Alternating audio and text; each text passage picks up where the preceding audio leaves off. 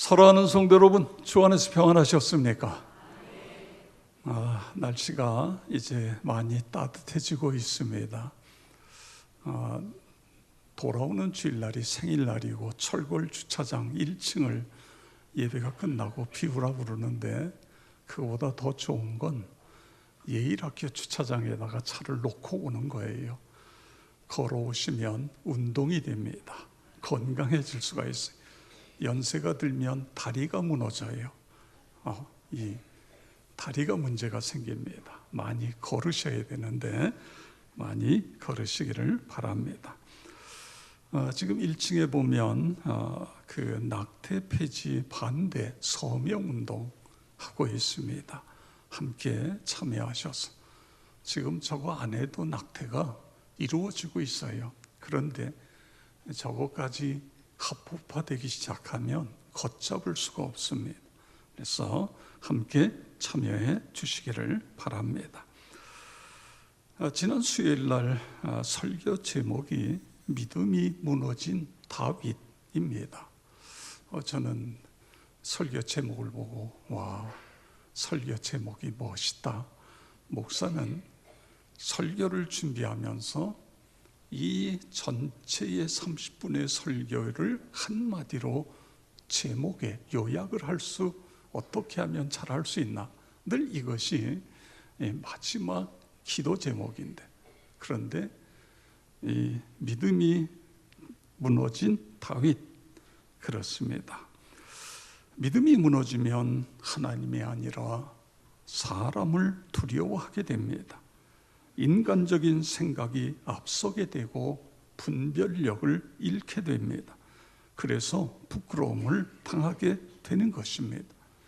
그렇게 믿음이 좋았던 다윗이 믿음이 무너지니까 블레셋으로 도망가고, 그리고 그것이 자기의 또 들통이 나니까 그 앞에서 미친 흉내를 내야 되고, 이런 안타까운 모습들을 통해서 지난 수요일 날 말씀을 전했습니다. 다윗도 그런데 오늘날 우리도 마찬가지입니다. 저는 설교를 들으면서 우리 교회를 설립하신 박희순 원로 장로님 네 분을 생각했습니다.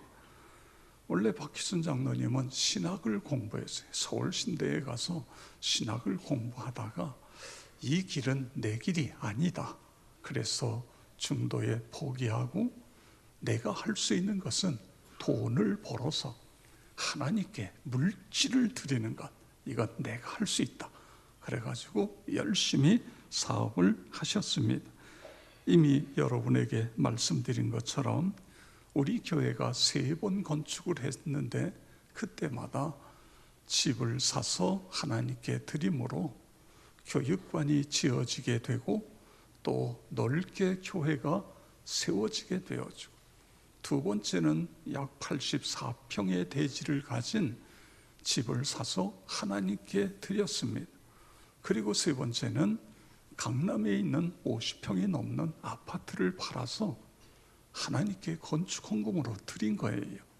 아들은 새방에 살고 있는데, 그런데 하나님께 다 드렸습니다.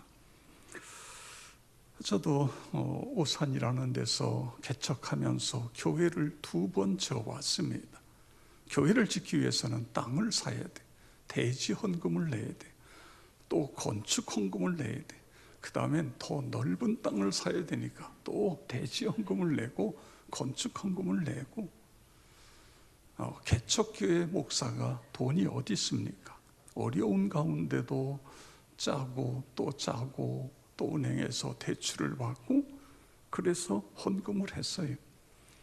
그러나 저는 집을 팔아서 건축 헌금을 하나님께 드리지 못했습니다. 저는 그런 면에 있어서 우리 장로님, 권사님 참 귀한 일을 하셨다, 그런 생각을 하게 됩니다. 그런데 그것보다 저에게 더 큰 은혜가 되고 감동이 되는 것은 우리 장로님 네 분이 신앙의 모범을 보여주신 것입니다. 그분들의 신앙 인격입니다. 우리에게는 너무도 소중한 믿음의 선배, 본이 되는 지도자를 하나님이 우리 교회에 허락해 주신 것입니다. 오래전에 제가 다른 교회 신자에게서 이런 말을 들었습니다. 목사님, 내가 다니는 교회에는 본받을 평신도가 하나도 없습니다. 이것이 너무너무 속상합니다. 그런데 우리에게는 본받아야 될 평신도, 지도자가 있는 거예요. 그 장로님의 아름다운 모습이 그 이후에, 그래서 계속해서 우리 교회가 은혜로운 교회, 평화로운 교회, 그렇게 정착이 됐어요. 외부에 있는 다른 교회 신자들이, 또 우리 교회 신자들 중에도 저에게 그런 이야기를 해요. 목사님, 역촌교회는 목사님을 닮아서 교인들이 다 은혜롭고요, 그런 이야기를 합니다. 그런데 나를 닮은 것이 아니라 이 교회를 시작하신 우리 박희순 원로 장로님, 저는 이분이 화를 내는 건 한 번도 보질 못했어요. 너무너무 지금도 찾아가면 그저 감사해요. 모든 것이 감사인 것입니다. 그런데 그 장로님이 지금 어려움에 처해 있다는 걸 아시잖아요. 그래서 이제 당회가 직원에 의해 권고를 받아서 당회가 결정을 했습니다. 1년에 한 번 정도는 우리가 어려운 이웃을 위해서 헌금을 해야 되지 않느냐. 그런데 이번에는 우리 박희순 장로님 가정을 위해서 우리가 헌금을 하자, 그렇게 결정을 하고, 주보에 보면 여기에 디아코니아 헌금이라는 봉투를 만들었어요. 원래 잘 만들기로 했는데 행정에 착오가 있어가지고 이렇게 붙여놨습니다. 여러분이 기도하시면서 헌금하시면 모아서 우리 장로님 전해드리도록 그렇게 하도록 하겠습니다. 지금 우리는 성경 통독을 하고 있는데, 지난 주간에 레위기를 통독했습니다. 그리고 이제 후반부부터 이번 주까지 계속 민수기를 통독하고 있습니다. 이 레위기의 주제가 거룩입니다. 성결이에요. 성결, 거룩. 레위기 11장 45절을 조금 아까 우리가 함께 읽었습니다. 나는 너희의 하나님이 되려고 너희를 애굽 땅에서 인도하여 낸 여호와라. 내가 거룩하니 너희도 거룩할지어다. 그래서 레위기에 흐르는 이 중요한 흐름, 관통하고 있는 것은 거룩입니다. 거룩. 거룩이라고 하는 단어를 렌즈를 끼고 레위기를 읽으면 레위기가 쉽게 다가와요. 이게 레위기가 빨리 선명하게 이해되어지는 것입니다. 거룩이라고 하는 것은 성도의 표징입니다. 그리고 거룩은 능력이 되는 거예요. 여러분 믿으시기 바랍니다. 그래서 예수님도 십자가를 지시기 전에 제자들을 위해 기도하셨는데 그 내용이 거룩입니다. 요한복음 17장 15절에서 19절에 내가 비옵는 것은 그들을 세상에서 데려가시기를 위함이 아니요 다만 악에 빠지지 않게 보존하시기를 위함이니이다. 내가 세상에 속하지 아니한 같이 그들도 세상에 속하지 아니하였사옵나이다. 그들을 진리로 거룩하게 하옵소서. 아버지의 말씀은 진리니이다. 아버지께서 나를 세상에 보내신 것 같이 나도 그들을 세상에 보내었고 또 그들을 위하여 내가 나를 거룩하게 하오니 이는 그들도 진리로 거룩함을 얻게 하려 함이니이다. 아멘. 예수님 시대나 오늘 우리가 사는 이 시대나 죄가 너무너무 많은 거예요. 불경건의 시대입니다. 최근에 이슈가 되고 있는 버닝썬 게이트 보세요. 강남에 있는 클럽을 둘러싼 경찰과의 유착관계, 가출한 미성년자들을 고용한 성매매, 마약 유통, 탈세, 각종 의혹들이 현실이 되고 있는 것입니다. 이처럼 우리가 살아가고 있는 이 땅은 죄악으로 죄악에 죄악된 세상인 것입니다. 그런데 예수님께서 지금 기도하시는 것이, 하나님, 내가 기도하는 것은 이 죄악된 세상에서 이 제자들, 예수 믿는 사람들을 데려가기 위함이 아니라 이 세상에 살면서 죄악에 물들지 않고 악에 빠지지 않고, 그리고 저들이 이 세상의 죄악을 물리치고 승리하기를 위해서 제가 기도하고 있습니다. 이것이 오늘 예수님의 기도 내용인 것입니다. 나와 여러분 모두가 그렇게 살아가시기를 축복합니다. 이것을 일상에서의 거룩, 이렇게 표현하고 있는 것입니다.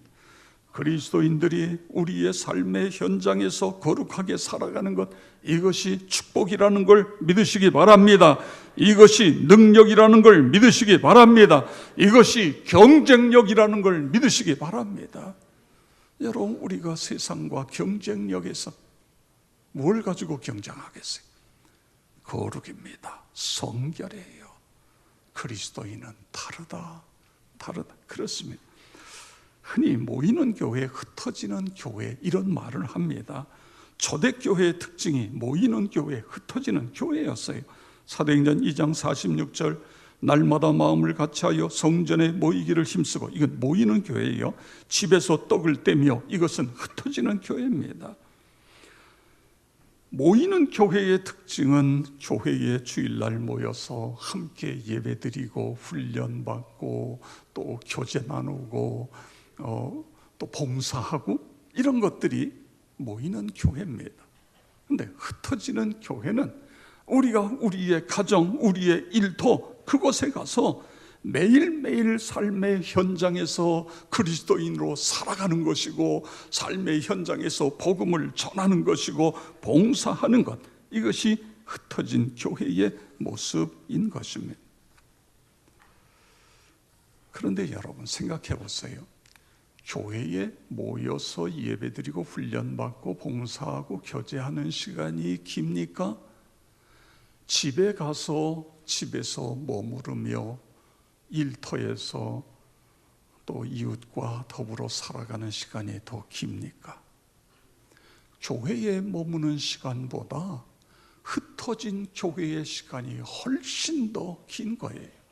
그렇기 때문에 우리가 모이는 교회도 중요하지만 흩어진 교회도 똑같이 중요하다, 그거예요.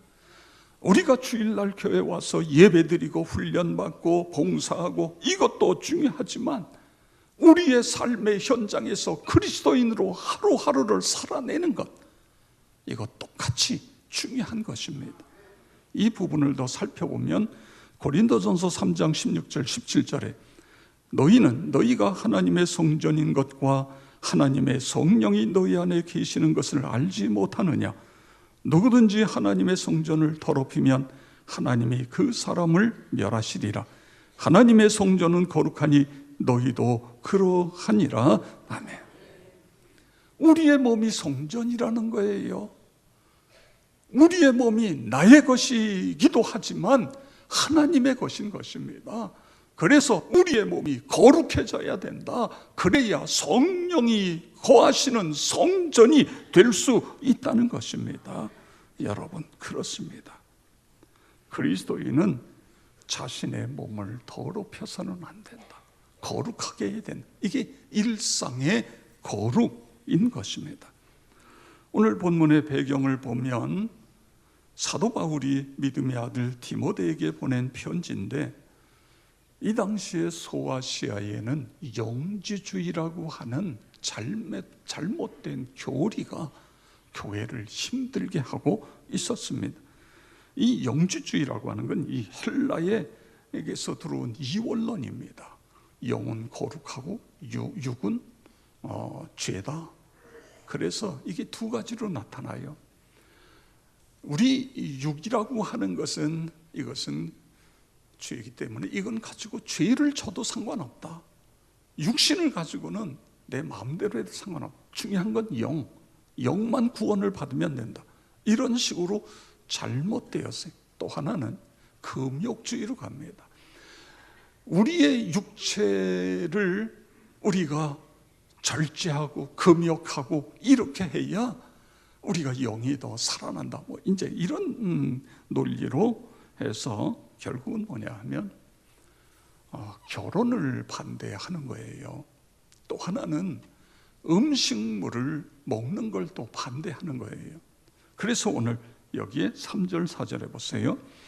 혼인을 금하고 어떤 음식물은 먹지 말라고 할 터이나 음식은 하나님이 지으신 바니 믿는 자들과 진리를 아는 자들이 감사함으로 받을 것이니라. 하나님께서 지으신 모든 것이 선하매 감사함으로 받으면 버릴 것이 없나니 아멘. 그러니까 본문에서 하나님이 지으신 모든 것, 이건 결혼해서 부부로 사는 걸 이야기해요. 음식물, 하나님께서 우리에게 주신 재료를 가지고 조리해서 음식을 만드는 것, 이게 전혀 문제가 없다. 그런데 이런 걸 마치 죄 취급하는 것, 이런 것들이 하나님께서 지으신 것으로 다 거룩한 것이다. 이걸 이렇게 이야기할 수 있습니다. 우리가 하나님 앞에 종교 행위를 하는 것만이 거룩한 것이 아니라 우리가 결혼해서 사는 것도 거룩한 것이고 우리가 음식을 먹는 것도 거룩한 것이고, 그래서 이것을 거룩의 보편성, 이렇게 이야기할 수 있는 것입니다. 교회 안에서 예배, 훈련, 교제, 봉사, 거룩하고 그뿐만 아니라 우리의 일상의 모든 것이 거룩해야 된다. 가정생활, 직장생활, 사회생활, 우리의 모든 삶의 영역이 다 거룩하고 성결해져야 된다. 여러분 그렇게 되시기를 바랍니다. 이것이 흩어지는 교회의 모습인 것입니다. 골로새서 3장 22절에서 24절 우리 다 같이 읽겠습니다. 종들아, 종들아 모든 일에 육신의 상전들에게 순종하되 사람을 기쁘게 하는 자와 같이 눈가림만 하지 말고 오직 주를 두려워하여 성실한 마음으로 하라. 무슨 일을 하든지 마음을 다하여 주께 하듯 하고 사람에게 하듯 하지 말라. 이는 기업의 상을 주께 받을 줄 아나니 너희는 주 그리스도를 섬기느니라. 아멘. 이 무슨 말씀이죠? 우리의 삶의 현장이 주님의 소명을 이루는 사역지라는 것입니다. 그리스도인들은 각자의 삶의 위치에서 부름받은 존재입니다. 그래서 부모는 자녀들을 믿음으로 키우고 건강하게 키워야 될 책임이 있는 것입니다.